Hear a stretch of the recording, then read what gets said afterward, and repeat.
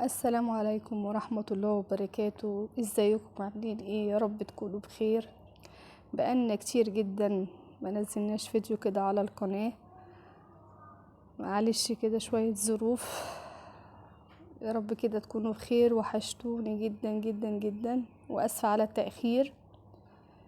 النهاردة كده مع بعض هنعمل كده كيكة اقتصادية وحلوة، تنفع بقى في الجو اللي احنا فيه دوت، مع كوباية شاي بلبن كده في اللانش بوكس. للأطفال كده وهي رايحة المدرسة.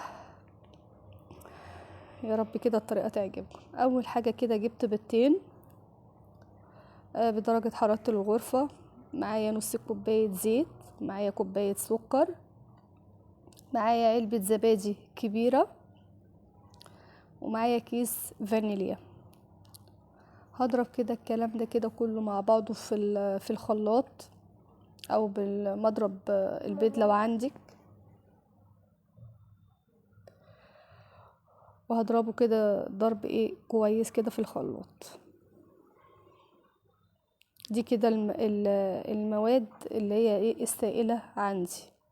الكيكة دي يعتبر اقتصادية وحلوة، وانا هعملها النهاردة كده بالشوكولاتة اللي هو يعني الكاكاو. يا رب كده تعجبكم. وتقدري برضو لو انت عايزاها فانيليا يعني من غير كاكاو، ممكن تستبعدي الكاكاو وتحطي بداله الدقيق.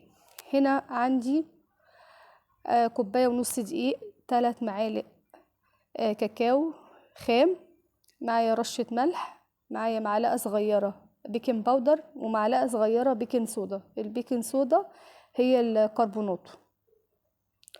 دي كده المواد الجافة. وما ننساش رشة الملح، اهم حاجة عشان بتعادل طعم الكيكة وكده، وبتظبط من طعمها يعني.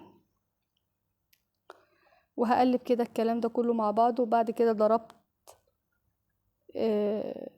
الخليط اللي هو المواد السائلة، ضربتها كويس لحد كده ما لونها فتح. وبعد كده نزلت عليها على المواد الجافة، وقلبت كده بمضرب كده اللي هو المضرب البيض كده اليدوي دوت. المضرب اليدوي ده ضربت كده كويس وقعدت اقلبها.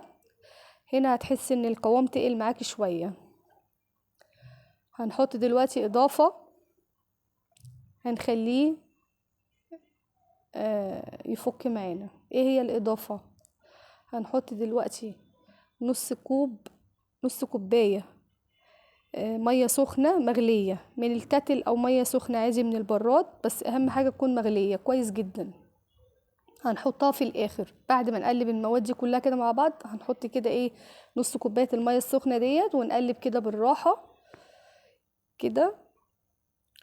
طبعا هكون مسخنة الفرن بتاعي على درجة حرارة 180، ويكون سخن من قبلها. يعني قبل ما ابدأ في الكيك اكون مسخنة الفرن، دي اهم خطوة. وهقلب كده في اتجاه واحد، وهجيب القالب بتاعي. انا كده هعملها كده في القالب اللي هو الطويل كده، اللي هو بيبقى قالب التوست دوت. هعملها فيه، هدهنه كده بالسمنة، وهحط رشة كاكاو. هبدره كده برشة كاكاو بسيطة، ولو فانيليا زي ما قلتلك هبدره برشة دقيق. يعني في الحالتين معاكي.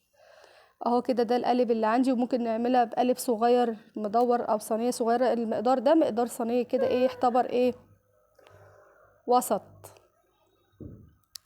وهنزل كده بالكيكة بعد ما قلبتها كويس، وجبت الجناب وكل حاجة. واهم حاجة ان تقلبي الكيك كويس. وهضربها كده ضربتين كده قبل ما ادخلها الفرن. هدخلها على 180، هتقعد حوالي كده نص ساعة. وده شكلها وده ارتفاعها. كيكة حلوة جدا اقتصادية، يعتبر حلوة. تنفع بقى في اللانش بوكس، تنفع في بالليل كده مع كوباية شاي بلبن، وهشة وجميلة جدا. طبعا الزبادي بتخلي الكيك حلو جدا. اهي ده كده شكلها. هنا كانت سخنة، بس حاولت برضو ان انا اوريها لكم اهي. طرية جدا وهشة. وده كده القوام بتاعها، والمسام بتاعتها جميلة جدا وحلوة. اتمنى ان انتوا تجربوها، واشوفكم في فيديو جديد واقول لكم مع السلامة.